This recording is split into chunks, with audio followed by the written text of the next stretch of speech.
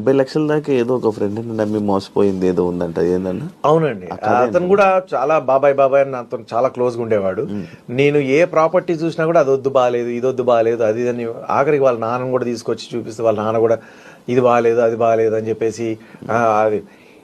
ఈరోజు ఆ ప్రాపర్టీస్ నేను ఎంత తక్కువ అమౌంట్లో నాకు అప్పుడు దొరికిందంటే అంత తక్కువ అమౌంట్లో దొరికింది.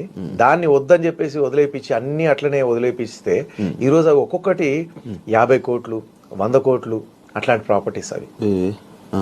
ఈవెన్ మణికొండలోనే 2 acres 11 lakhs కే ఇస్తామన్నారు. మణికొండలో 2 acres 11 lakhs కి ఇస్తామన్నారు.